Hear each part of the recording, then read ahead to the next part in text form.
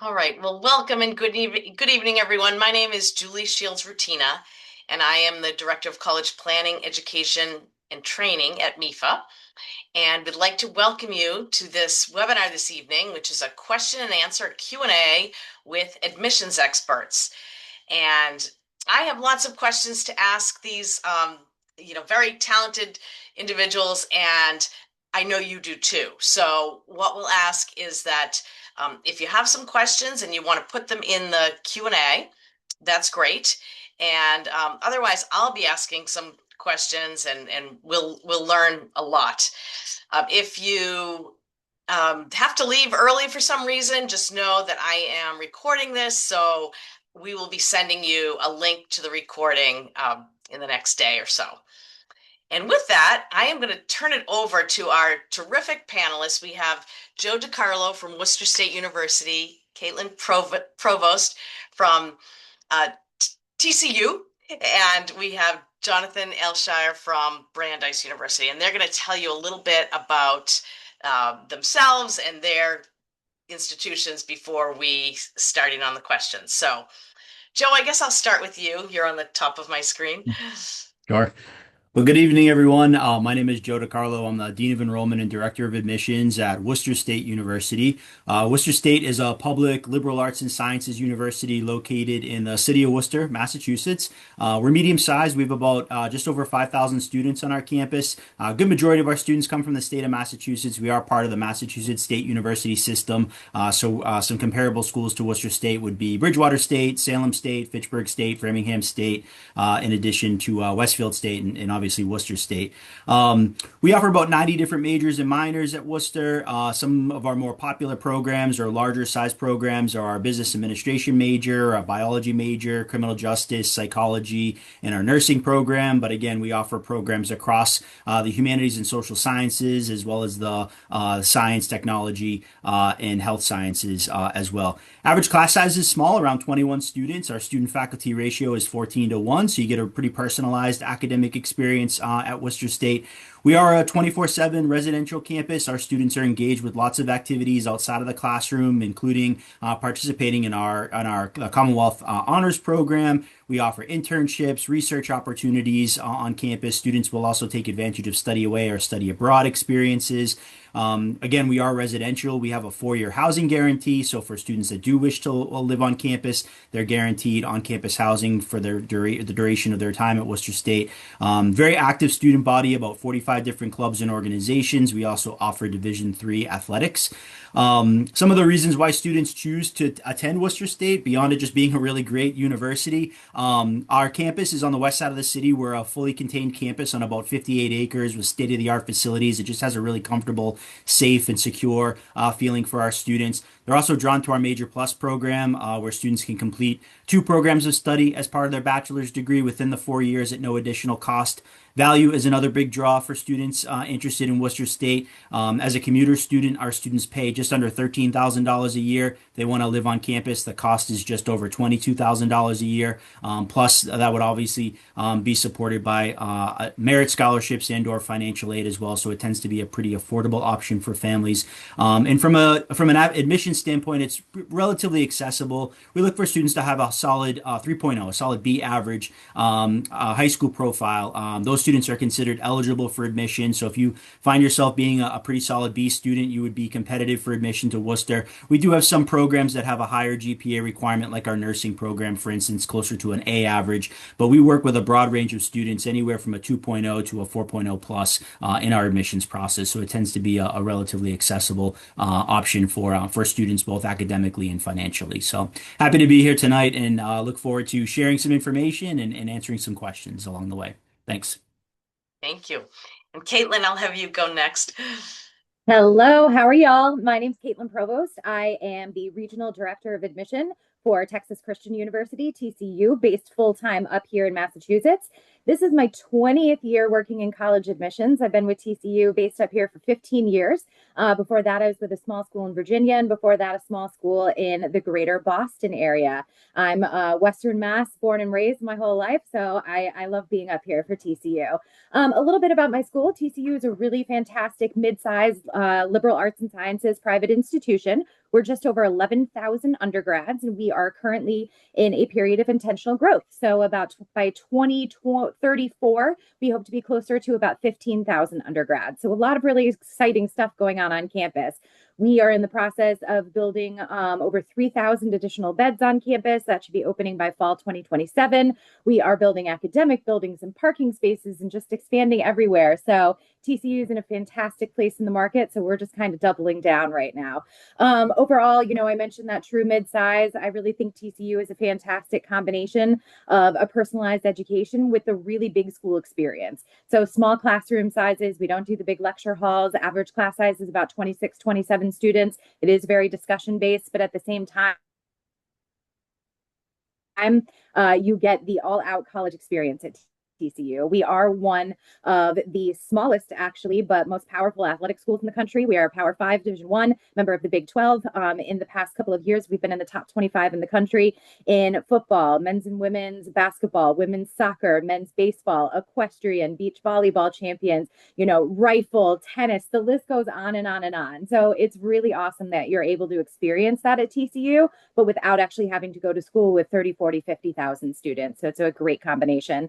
I think the other thing that I really want to highlight at the current moment is just our location. So we are located in Fort Worth, Texas, which is part of the Dallas-Fort Worth Metroplex. It's one of the fastest growing areas in the entire country for the job market, internships, housing market, et cetera. So it's a really exciting time to just sort of be located where a huge population shift is heading to. I'll pass this off, to my colleague Jonathan to introduce himself, but I will just say one other thing, and that I don't usually talk a lot about rankings, but TCU is currently ranked the happiest student body in the entire nation. So I feel like I had to let that cat out of the bag. That's Happy a to good be one. here tonight. Thank you. And Jonathan. All right. Well, good evening, everyone, and welcome. My name is Jonathan Aylshire. I'm the Director of Admission at Brandeis University. I've been at Brandeis for about 5 years, and similar to Caitlin, also in admissions for just about 20 years at a few different colleges. Brandeis is located in Waltham, Massachusetts, so just outside of Boston, about 3,500 undergraduate students coming from all over the country and all over the world. There are some really exciting things happening at Brandeis right now. We have what we kind of refer to as the plan to reinvent the liberal arts. And so there are a lot of new initiatives already underway and a lot that are beginning with the class that will enroll this coming fall of 2026. So some of those are making sure that career preparation is integrated into everything that it is that we do throughout the formal education at Brandeis. So launching micro-credentials so you can earn specific skills and talents in areas that employers are looking for to round out your degree, a redesigned core curriculum that will launch this fall that takes these principles into play, making sure that from day one, not only do you have an academic advisor, you have a career advisor so that you're jointly thinking not just about your 4-year academic experience, you're thinking about that dovetailed into where does this take me and what happens when I complete my degree. And we also opened a new center called the Center for Careers and Applied Liberal Arts. And this is sort of our new hub, sort of a new center of innovation on campus to really think about how do we make sure as an institution, and therefore you as students, kind of keep one foot in the classroom and sort of one foot out on the street, because you need to understand both of those pieces to kind of successfully complete a degree. We have about 50 different majors. A lot of students double major, so that way of thinking and approach to education has long-standing been a part of Brandeis. And we've also long been a Research One institution. So the core of academics remains at our strength as we think about some of this reinvention that is underway right now. So Julie, turn it back over to you. That's great. And before I ask my first question, I'm just going to say that I am sitting here feeling extremely positive about all the wonderful and varied choices that students have with higher education. I mean, listening to the three of you right now, that's what I take away from that. So That's a very good thing. Let's talk a little bit about trends. What has anything changed in college admissions in the last 12 to 18 months? What have you been seeing? Joe, I'm going to start with you on that question. Sure, sure. Yeah. Every year in admissions is different as long as you've been doing it. We've got 25 years, 20 years. I think I've been in it about 23 years. And I would say after over all these years, things are changing, things are constantly evolving. And, there's certainly a lot of tradition and a lot of things that we do the same each year, but there's usually definitely some trends that arise each year. I would say within the last 12 to 18 months, we're seeing more and more students apply to more schools, right? We're not necessarily seeing more students applying, right? Because the demographic cliffs are telling us that there's actually less high school graduates that will be moving on to college, this year and next year. So there's actually less students in the Northeast.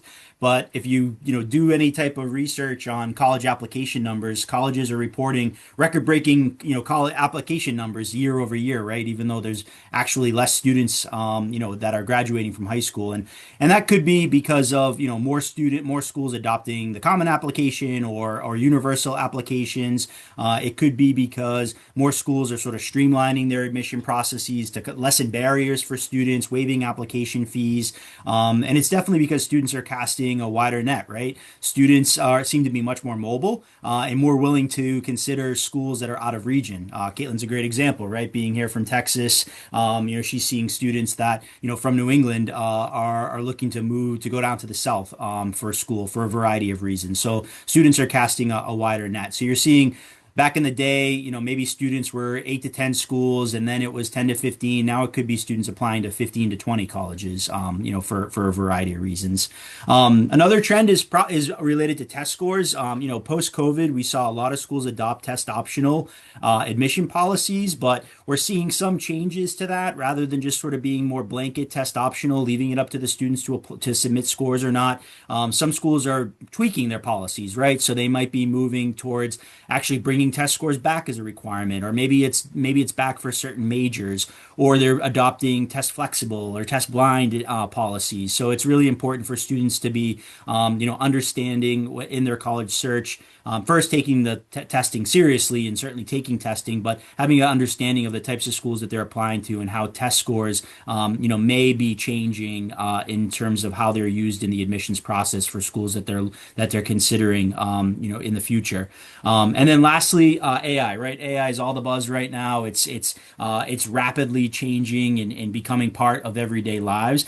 Students are leveraging AI in their college search process, and colleges are leveraging AI to help identify areas that they can do their work more efficiently and more accurately as well. We were just sort of having a conversation before we jumped on today just about how AI really is starting to become part of sort of everyday life, on our campuses, and happy to have others share how they sort of see AI becoming part of the process. But I know a lot of times if you do any type of college search on a college website, there very well could be some AI in the back that's helping to answer your questions, and students are using it to help narrow down their college search process, and colleges are adopting creative ways to utilize AI in their admission processes as well.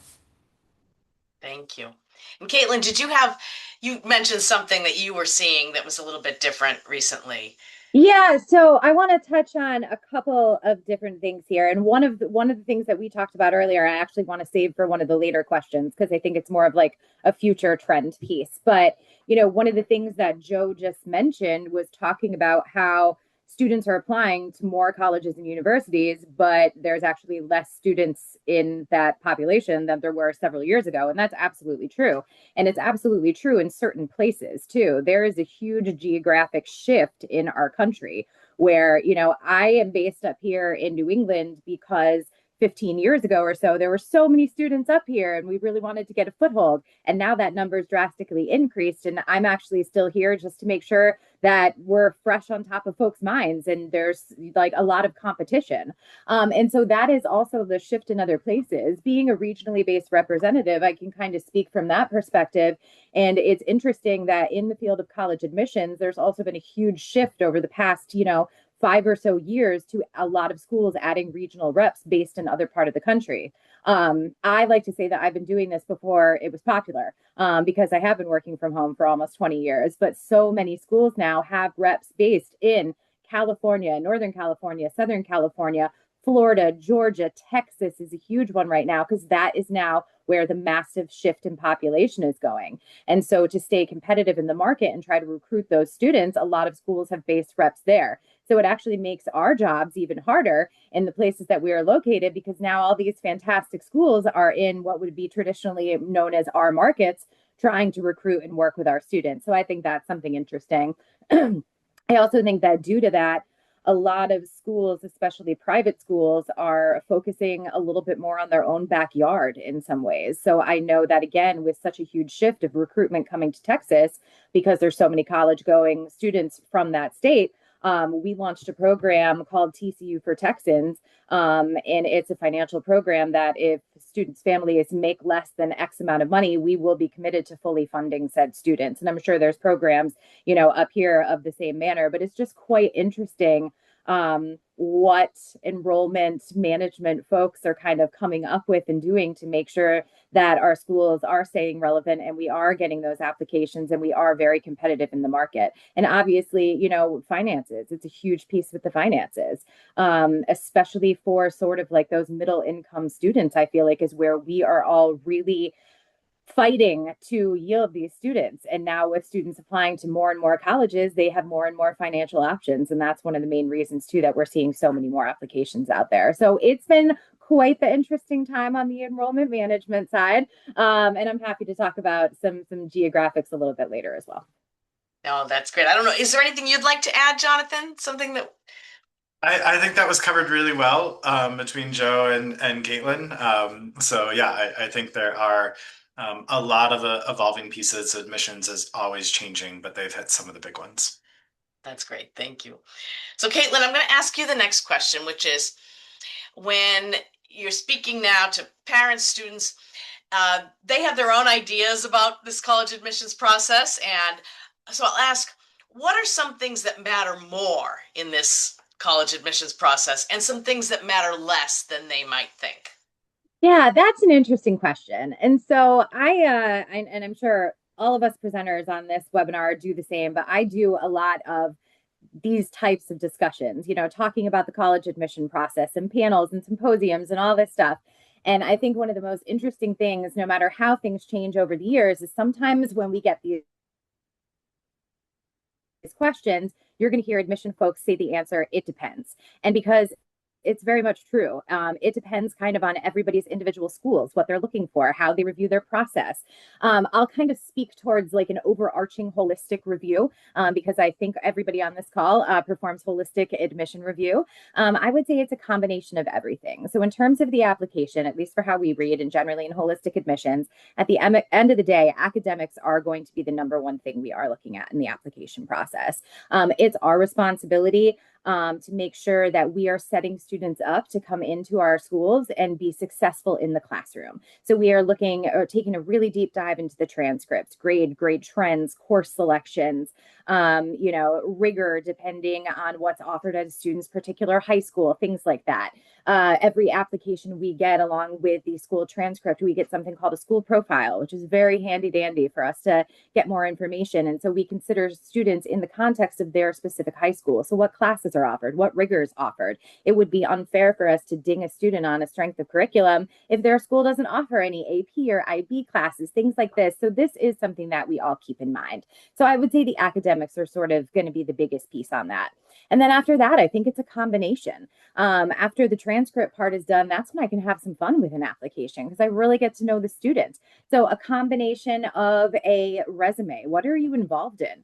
For me personally, I don't think there's one activity that's better than another. I just want to see that you have passion and interest in something outside the classroom. So whether it be sports or community service, or, maybe a student has to work part-time or whatever it may be, we just want to see that you are active. I think the letters of recommendation are a fantastic insight and definitely an important piece for the schools who do require letters of recommendation, because it really helps us to understand what kind of student we may be inviting to join our community. When we hear from a teacher, they're really the folks who can speak to the effort a student puts in inside the classroom. A lot of students think that they have to ask the teacher where they got an A in the class, and that's the one I should get to write my letter of rec. Maybe not. Maybe it's the one where you really struggled and grinded it out to get that B, because that teacher is going to be the one who comes and says to us, hey, this student was not afraid to come before class, stay after, ask questions, raise their hand, and we know what kind of effort from that you're going to put into a class, into your classroom experience. I also think the counselor letters of recommendation are a really important part of the process, because they can give insight into what kind of person and what kind of student you're going to come be on our campus. So I really encourage students to think wisely about the recommendations. And the essay too, I think I'm going to chat a little bit more about the essay later on, but I feel like that's a really important part of the application, because it's really the one place where we get to hear your true, authentic voice as a student. So that's a big piece. With all that said and done, though, after the application is in and if we have all of those things, there are more factors to consider about what's important with an application and what's not. For some public schools, their in-state versus out-of-state ratio does matter depending on what the rules are for their particular state. Things like major choices do matter. Some schools, you don't have to declare a major before you come in, and some schools don't let you do it at all. Some schools, it's incredibly important which major you choose and how competitive that program is. I know I can speak for TCU personally that we have direct entry business and nursing programs that are incredibly competitive. So sometimes students don't really know what to put on an application. So they're like, I'll just study business, but they don't have the class preparation and things like that. So all of that is something very important to consider in that application process. Also, too, and my last point here, and I'll be curious to hear what other folks have to say, but institutional priorities. Each individual school is looking for what they need for this coming year. And sometimes they are priorities that are very consistent across the board over a number of years, and sometimes things change. So, for example, maybe a school with a large marching band, all of their tuba players graduated and they need new tuba players. Well, this is going to be a year that maybe some of those folks that play the tuba have some really good luck in the admission process. Or maybe a school has started a new college or program and is trying to grow that. They may be looking to add more in that space. Sometimes institutional priorities are very clear on a school's website. Sometimes they are not. Sometimes it's internal information. So that's sort of the it depends of college admissions. But I think overall, the most important thing is doing your research, finding the place where students feel like they can fit in, and being as authentic as possible through the application process. All right, thank you. And Jonathan, at Brandeis, how do you weigh grades and rigor and merge that with the trends that are happening?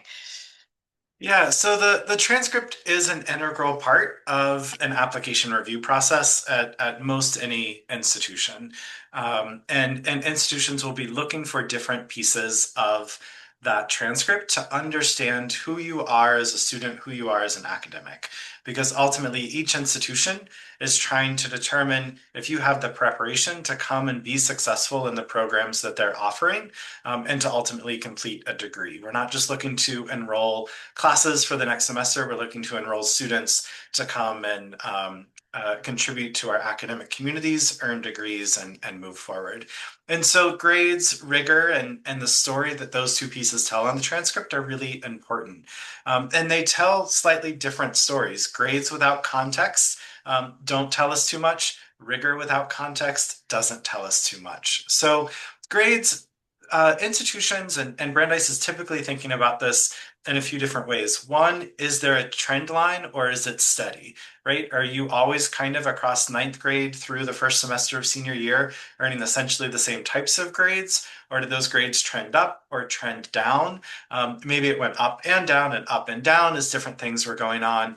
And if you have steady grades, that tells a pretty clear story. There's likely not much explanation. We're trying to glean from that beyond what's sort of there on the transcript. But if your grades trended up, that might indicate that you started to find your footing in high school. You got better and better. You learned some study skills that helped. Whatever it was, you kind of locked into school. If your grades are trending down, or maybe they're bouncing up and down a little bit, that's where an admissions office typically just has the question, what's going on? It doesn't mean that a student is inadmissible. It doesn't mean that we will stop reading the application. We just want to understand that story. Is that increased rigor was more challenging and so the grades went down a little bit? Is it that you had something really large happening in your personal life for a semester or for a year, and that took time away that you would have been spending with academics otherwise, and now we kind of see the bounce back. So make sure that you're providing some of that story that the transcript is starting to tell, because the transcript is incomplete without your kind of contribution to that. And then the rigor of curriculum, that really depends on your high school. And that's the job of each admissions office, is to understand what types of classes have you taken in the context of what's available at your high school.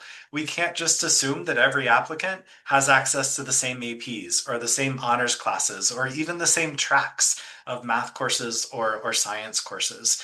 And so we take the time to understand your school, understand what's available, so that we can assess the types of courses that you've taken and how they fit our particular institution. Most often that's coming in core subject areas. This, of course, can vary a little bit institution to institution, but schools that are typically really looking at the rigor are often setting your coursework in English and math and sciences and social sciences and in world languages. And perhaps a conservatory is mostly concerned with art or music courses. Perhaps a really STEM-focused school is mostly concerned with math and science. But by and large, we're looking at those kind of 5 core subject areas as the core of your preparation for college. We'll do the specialty within your major in college. High school is laying the foundation for that. And sometimes, and Caitlin actually mentioned this, there are specific programs at an institution that has a specific prerequisite. So it might be that we jump on the transcript and we say, they're applying to the engineering program, did they reach calculus? Or they're applying to this program, did they take physics, or whatever that may be.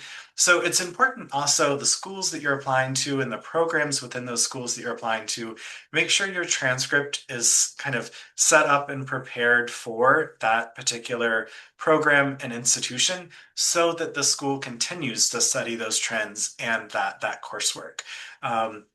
If you're not currently applying to colleges, meaning you still have another year likely of high school to go, you have time to influence your course schedule based on perhaps what some of the programs are that you may be interested in. So now is the time to do that research, not right before you click submit on the application and you're in the middle of senior year and you can't make those adjustments. But the trends of rigor and of grades come together and really tell us who you've been as an academic, and that's just so important in the admissions review process. Right. Well, Caitlin, you mentioned the essay briefly in the last question, so I'm just going to ask you to say a couple more words about what makes a good essay. A couple. Oh my goodness. You've got addition folks on here. We can talk all day about these things. Right? Oh my I know. No, so I mentioned earlier that, I really enjoy the essay aspect of the application, because I do feel like that is the one place where students are able to get across their unique and individual voice. So I want to talk a little bit about that. First of all, if a college has their own application and their own required essay, some schools out there have very specific essays and very specific requirements, be sure to write on that said essay topic. However, for the schools like TCU that are a little bit more broad, and we're on the Common App and there's numerous choices and everything, truth be told, I don't care what students write about, as long as I'm learning something about the student. I feel like there are so many misconceptions and pressures out there that it has to be this specific essay topic, and it has to be about overcoming and things like that. I've actually had students come and say to me, I don't know what to write my essay about because nothing that bad has ever happened to me. And my response is, well, thank goodness. Like, I'm very happy to hear that. It doesn't have to be that big overcoming story. It doesn't have to be, I tore my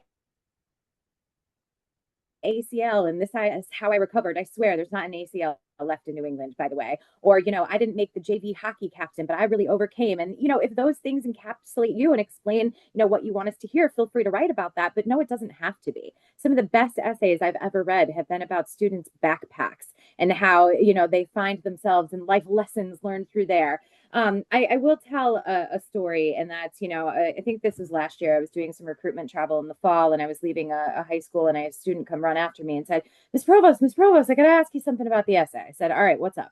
And she's like, I'm working on these two essays. And I'm like, all right, tell me about the first one. She said, man, I'm really excited about this essay. It's all about my summer job and how I've been working at this restaurant for the past 3 years. And I've worked up from being a hostess to like a table busser. And now that I'm going to be 18 this summer, I can be a server. And it's so important because I'm following in the steps of, my sisters, and I'm meeting all these new people and learning things about the world. And I can't wait to tell you about it. And I'm like, wow, sounds great. What's the other one about? And she's like, oh, some community service project I did. And it's because people feel like there are those topics that they should be writing about. So think to yourself, as an admission person sitting behind that computer, which one of those essay topics am I going to be more excited to read? Probably the one that's really exciting the student. So for what that's worth. I would also say too, just proofreading. I realize that sounds really goofy, but please take the time to proofread your essay and show that you've put that effort in. Also remember that, while the essay is the focus, it may not be the only place that we do see writing in the application. So for schools that have supplement questions, or for students who choose to write additional information, or even in communicating with admission officers, just be aware, that we're getting writing skills from those too. So just try to keep track of your communication and proofread everything. At the end of the day, I really encourage students to just be as genuine as you can. For those of us who have been doing this a long time, and everybody on this call has, we can very much tell when it's not a student's authentic voice, when it sounds more like a parent or an essay coach or AI or things like that. So we want to hear from you. I would rather have an application and an essay that's less than perfect, but actually sound like it's coming from a 17-year-old. Yeah, very important. And actually, Joe, I'm going to jump to you, and just it came up a couple of times already about institutional priorities. And can you just maybe say a few words about how that does affect the decisions that you make on your campus sometimes? Yeah, I mean, institutional priorities are probably above our pay grade, right? Those are typically set by board of trustees, presidents, presidents' cabinets, typically, the executive leaders on the campus. And those are really identified to meet a variety of goals that the institution might have, right? I mean, usually primarily they're focused around enrollment, especially for colleges or universities that are dependent upon tuition to sustain the financial operations and of running a university. But they also can identify other areas of the student body as we're trying to ultimately build a community on our campuses, right? A community that is academically prepared to be successful, but a community that also where there's a differing of perspectives that sort of enrich the overall campus experience. So I think Caitlin alluded this to a few questions ago. Institutional priorities could be focused around just overall enrollment. Right now, particularly in the Northeast, colleges are hyper focused on maintaining their enrollment in a pretty challenging admission landscape, right? With less high school students out there, you still have a huge concentration of colleges here in the Northeast. So we're not vying for more students, we're vying for less students, but you still have the same number of colleges, right? So if a student chooses not to go to college A, and they go to college B, that means there's one less student that college A has in order to recruit to their university. So enrollment numbers is a big institutional priority, but it could be other factors like trying to ensure enrollment in a particular major, or students from out of state, or international students, or students of a diverse background. Could be trying to fill a certain athletic roster or position on the school marching band. It really depends on the individual institution and sort of what they see, what they value in terms of different types of goals that they're trying to meet in building their community, but also making sure that they have the ability to sustain the operations, at the university, particularly again if they're a school that's dependent upon the tuition dollars that come in to support the operation. You find that more so at schools, maybe smaller private schools that don't have really big endowments. Public universities have a little less pressure because they're typically a certain percentage state supported. But the institutional priorities are going to be set by the leadership on campus, relayed to, the admissions office, and our job is to go out and do the best that we can to try and help the university achieve those goals. Because in essence, what that's doing is it's aligning with what the institution believes in the best way to serve its community. And so that's typically how the institutional priorities work on college campuses. But it's going to vary greatly from each school, right? Because we all have our own individual identities and sort of what we're looking for, how we define, the mission and the values of the university, and the institutional goals and priorities typically feed into that. Now, another topic we get a lot of questions about at MEFA is about schools being test optional or test free. So, Jonathan, I don't know, can you talk a little bit about how about those policies and about how they're actually being applied on different campuses? Yeah, so those really are kind of the most common types of policies: test required, test optional, or test free, test blind. So test required, that one doesn't need as much explanation. They require the test. You must submit SAT or ACT. Test optional means it is typically your decision whether you decide to send testing or not. And one of the pieces with that is to do a little bit of research on the school you're looking at to make sure that the test optional applies to the things that you're interested in. If you just Google and see school A is test optional, it might mean that that particular scholarship you're interested in requires tests, or that particular sub program requires tests. So you want to make sure that it really is your choice to submit testing or not for the program or scholarship or deadline or whatever it may be that you're interested in with that particular school. Within the school, with the test optional choices that students are making, we're typically seeing test scores that may be within or above some of our averages.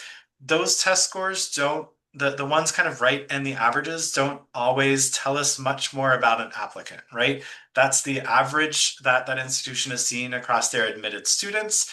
And so it's not necessarily a big ad. It's also not necessarily a big concern from the admissions office. It just kind of continues to tell the story that perhaps they're seeing elsewhere. When your scores perhaps start to fall pretty far outside of a range that an institution has provided, that's where the test optional really may be in your advantage to think about not submitting those test scores. That's something to talk with your college counselor about. They know you, they know your curriculum, they know your grades, they know the schools you're considering really well to understand what those test optional policies may be. Is there preference in an admissions process for students with testing, and is it better to have those on file? You likely won't have your final college list of where you're applying until right on those deadline days. So for that reason, because so many are test optional, I would encourage everyone to take the test. Make sure you have a score so that it is an option you get to choose. It's not something that you're potentially precluding yourself from those test required schools down the line if you become interested in those, or perhaps a school this summer that's test optional changes their policy. You want to make sure that all of those options are on the table for you. And so I think it's important that you, as you're able to, prepare and take either the SAT or the ACT so that you have that benchmark to determine. It might be that for a few of your schools, it's important to submit that test, and maybe for other schools, you end up deciding not to submit that exam as a part of it. And then the school will use that in their review process. Test free or test blind essentially takes the choice away and says, even if you send it to us, even if College Board or ACT sends us the score, we're not going to look at it. We're not going to see it. It displays nowhere in your admissions file. And so those schools are essentially removing that variable no matter how strong or how weak or how in the middle those test scores may be. It's not something that an admissions officer or an admissions office is looking at. So it's really that test optional piece where you have the choice in the agency to figure out which is right for your overall application process. And each school does do that a little bit differently. So it's important to do some of that research. At Brandeis, when tests are there, we look at them, we use them, we think about them. When we're not there, we just move forward with the rest of the application. Test scores are never the end all be all. It is one sliver, it is one component of what is a part of your application, is what is a part of your kind of academic background. So it's just one piece that you can add, or one piece that you can decide is not a part of the story that you want to be shared with admissions. Thank you for all of that. We have two questions from the audience, so I'm going to just put those out there and see if you all want to react. The first is, do colleges with super low admissions rates focus on different components of an application than other colleges, or is it similar? So I don't know if one of you would like to take that. Um, I would say that colleges are typically focusing on the same types of things, right? Academics matter to every college. Who you are as a person matters to every college. What's different at perhaps a highly selective college, where the students that are being read and looked at next to you in that application pool. So it's not that they care more or less about something, or that they value it more or less. It's just who's in their application pool, how many seats do they have in their first year or their transfer class to consider for you. I was a part kind of outside of my work at Brandeis, working with the National Merit Scholarship Corporation this winter, reading some of the top students from across the country to make some of those scholarship determinations, to serve on that committee. And it's incredibly challenging because students are so talented. When I've worked at institutions that are less selective, it's still incredibly challenging because no matter the selectivity, you are a person. We are people. We're trying to understand you. We're trying to understand that background, and thinking about that enrollment to the class. So, yeah, I think that it's the numbers may look a little bit different, how many applications or an average GPA to a school based on their admit rate. But the admit rate is also not giving an institution value or agency. Don't assume that a low admit rate means a high quality education or experience. You need to see, where do you thrive? Where will you excel? What school will give you the opportunities that you're seeking and that will challenge and push you forward in your future. Thank you. And one more, which I think is a good one too. How important is having a consistent theme or narrative in your application? For example, if a student's activities focus on teaching or working with children, but they plan to major in a science field, is that seen as a strength or a lack of direction?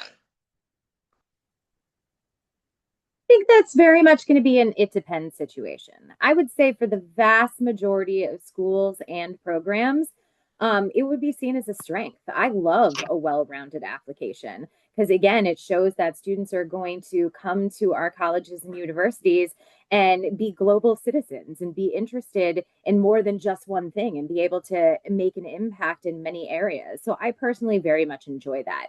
I do think that there is a way, though, to combine the two for those uber competitive programs where something like this might matter more.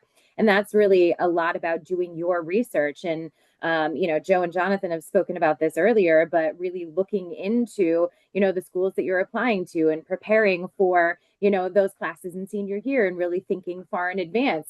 And so if you are a student who's very much loves working in the community and with kids, but wants to go into a science major, that's great. But again, make sure you have all of those required science courses that, a school is looking for. That's going to be very important. If you have questions about what those are, this is what we do. We are admission folks. Reach out to us with questions. We're happy to guide you. We're happy to answer those questions.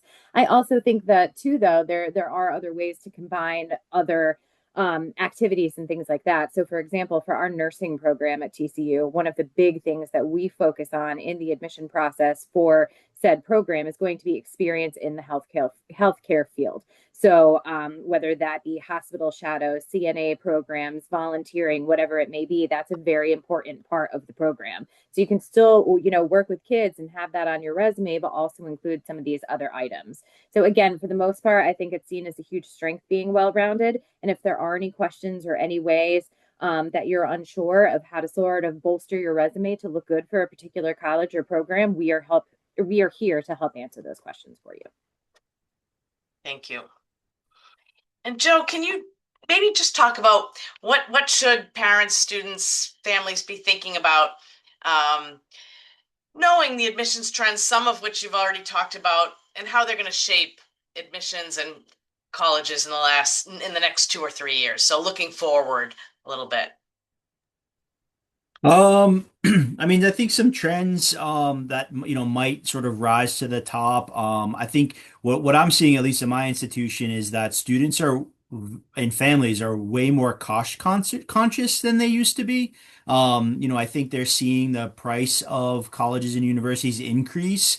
Obviously there's pretty robust, most colleges offer pretty robust financial aid and scholarship opportunities for students. But I think more and more students, are, sort of questioning the value of a bachelor's degree. For many students, see education beyond a bachelor's degree. So they're sort of longer term planning on how much is a bachelor's degree going to cost? And then I'm also going to have additional schooling at the master's or doctorate level beyond that. So they're asking a lot of really thoughtful questions around financing their education, which I think is something that, maybe 5 or 10 years ago, or even just more recently within the last 2 or 3 years, we didn't have as many of those conversations, or students weren't factoring that into their college search process as much as they are in more recent years. And I think that's really going to continue to grow in the near future as families become more and more aware of the cost of education. What's going to be the return on the investment? What's my job prospects going to look like? Career opportunities. Students are equating, the college that they choose. They're questioning, what is this college going to do to prepare me for a job and help me get a job when I graduate? It's really less of just kind of going to college because that's what you feel like you need to do in terms of getting the bachelor's degree, but you're equating your college experience directly into, what's your end goal around employment or around, finding a career. And that sort of, again, kind of ties into your earning potential and the cost of the education as a whole. So I sort of see that as a big trend that's only going to continue to grow in the next 2 to 3 years. Yeah. I think we're seeing a lot of that too. And actually, Jonathan, I'll ask you this next question, which I think goes to that we know that families are really paying attention to those things. Are there things that you're doing on your campus to balance access, affordability, and all of that? Yeah. Yeah, absolutely. Admissions offices, I think, are hyper aware that the cost of attending college is an important factor in a family's decision on where to attend. It's a stressor for some families, and there are so many resources out there, like MEFA, to assist and provide a lot of guidance. But from the admission office perspective, at Brandeis, we've done a couple things. I heard Caitlin say something similar, but we've created the Brandeis commitment. So certain income thresholds have a guarantee of full tuition or half tuition being covered. So without even needing to go through the process of applying for financial aid, if you're in certain income brackets, that the tuition can be fully or partially covered. We're also thinking about the kind of access and affordability lens a little bit through merit scholarships as well. Financial aid has a lot of calculations. It takes a lot of family information and family dynamics to put together. Merit scholarships are something that an admissions office typically has a bit more say in. And so when an admissions office finds those students that we're really excited about and really hope to enroll in our campus, we can think about them often for a merit scholarship as a way to try and acknowledge their hard work, to try and help perhaps offset some of the costs of a particular institution. Those pressures are there on families, and we see that.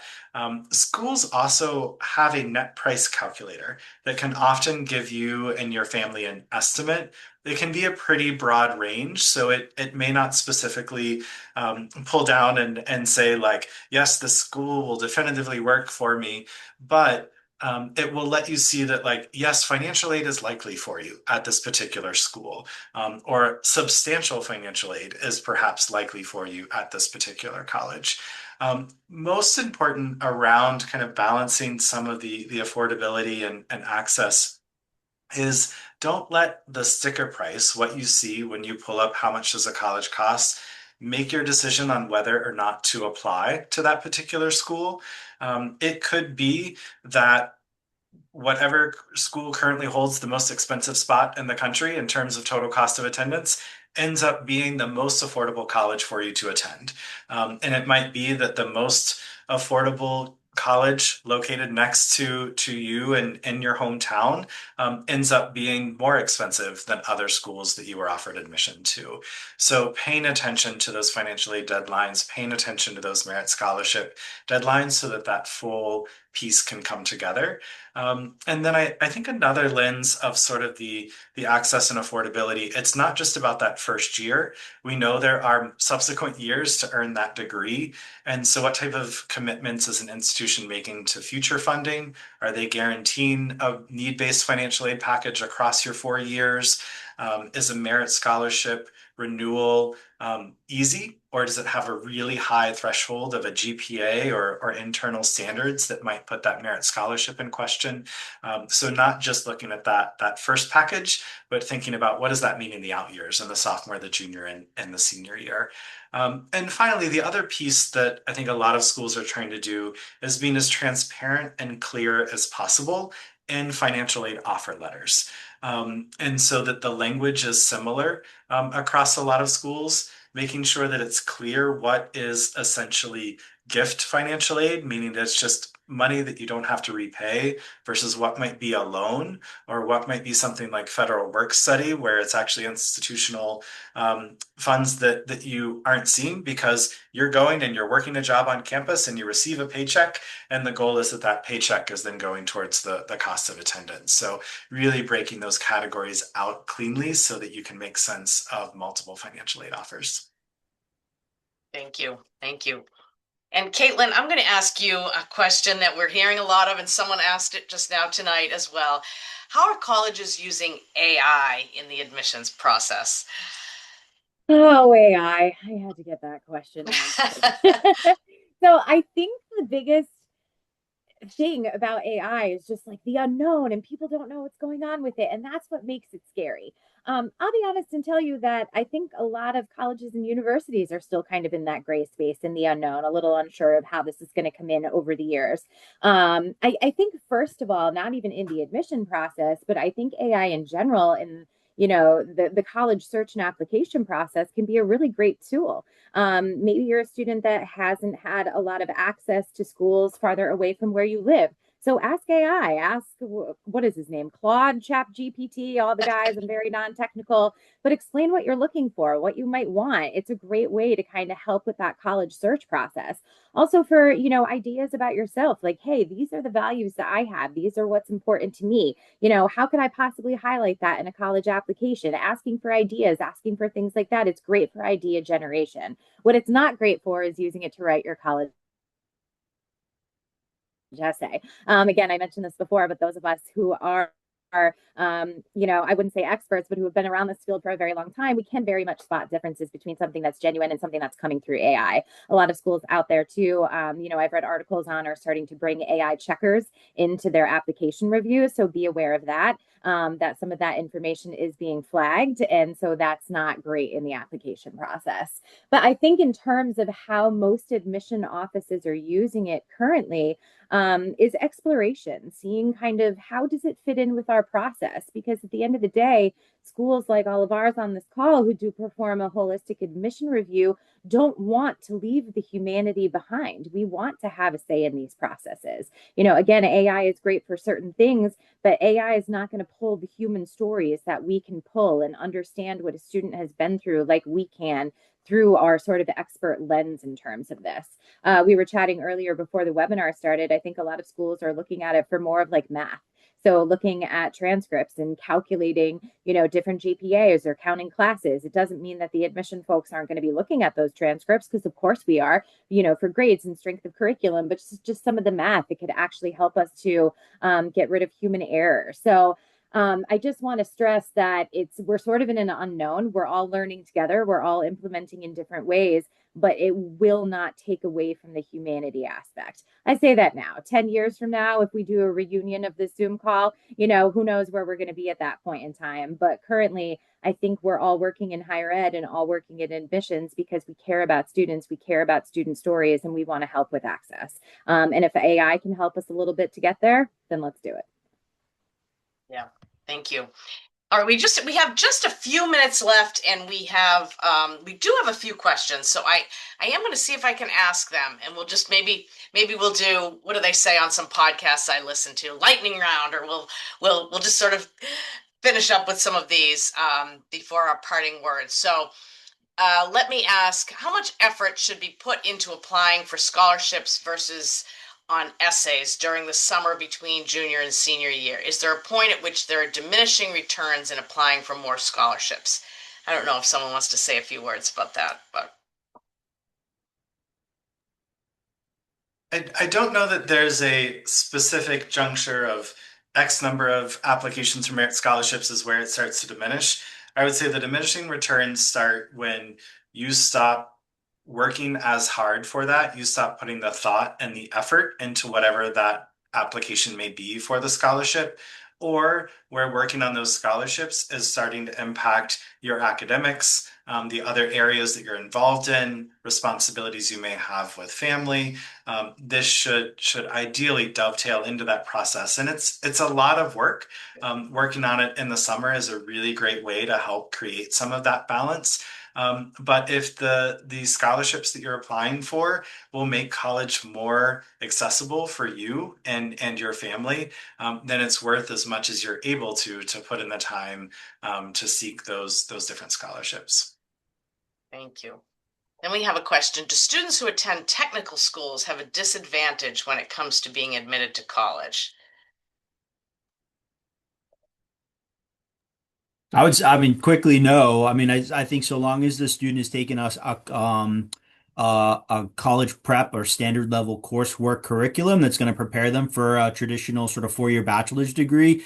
Technical high schools are great now. They're offering AP courses. They typically have a dual enrollment or early college, component to their programming as well, honors courses. So you can certainly get the academic rigor at a technical school with also the added benefit of a particular skill or training that could directly align with what you're interested in studying in college. For instance, we have lots of students applying to our nursing program that are in a health sciences or CNA track at a technical school, so they're getting hands-on experience as a nurse. So it helps us feel confident in admitting them to our program because they have some exposure to nursing already at before they even get to the college level. So definitely doesn't hurt. I think it just depends on the school. And again, so long as the student is taking a standard college prep level course schedule that's going to be preparing them for college level bachelor's degree work. Thank you. And this person says that their child was a C/D student for ninth and 10th grade and has now become an A student in 11th grade. Any quick tips and strategies for that application, that college application? Yeah, I'm happy to add a few words about this. When talking about transcripts and trends and rigor earlier, Jonathan did allude to the fact that we look at things like grade trends. Do students have an upward trend, a downward trend, a wavy trend, an even trend? We're looking at all of that. And so it is something that we will keep in mind if a student who was maybe not doing so well academically has finally kind of found themselves, gotten their feet underneath them, and turned that around. With that said, don't let the transcript just be the whole story. What I often like to say is that in the college admission process, we don't know what you don't tell us. And so if we walk away from an application going, huh, that's probably not great. And so hopefully this will be a place where like a counselor letter of recommendation or something would talk about, that academic turnaround, or for students using the common application for that additional information section, perhaps explaining, hey, what was going on during those first couple of years? Was there, a personal issue, something happening that kind of attributed to those lower grades? Or maybe this was just a case of a student, not feeling confident academically, and now they do. Explaining that to admission officers, I do think is incredibly helpful for us. Thank you. Well, this was wonderful, so informative. Thank you. Do you have any last takeaways? Do you have a quick takeaway for the families before we say good night? I think my closing thought is the college search and college application process can be overwhelming, But the fact that you are either joining this webinar tonight or watching this later means that you're being proactive, you're taking the steps to own your search, to do the research, and that will take you a long way.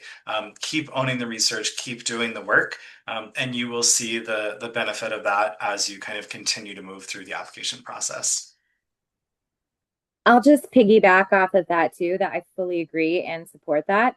In terms of the college process being overwhelming, it can be for both families and students. So my biggest suggestion is going to be, especially when the applications start rolling in, for those rising seniors throughout late summer and the fall, and kind of through that process when you're getting admission and financial decisions back, maybe pick a night a week to talk about the college process. Maybe it's Taco Tuesday. You sit down and kind of talk about things and your options and where you're applying and all those financial aid packages. Because sometimes if it's just an everyday, like, what are you doing for college? What are we doing for this? It can be very overwhelming to a student who's just trying to get through that senior year in one piece. So be very smart and collected in terms of when you choose to have those conversations. That's good. I'll just add the power of the campus visit is still incredibly important in this process. We've made it really easy for students to take virtual tours, to do virtual meetings, we send lots of email and mail and respond as quickly as we can. But getting on campus and actually seeing it and envisioning yourself there is incredibly powerful, and I think will help go a long way in your decision-making process on which college you end up choosing.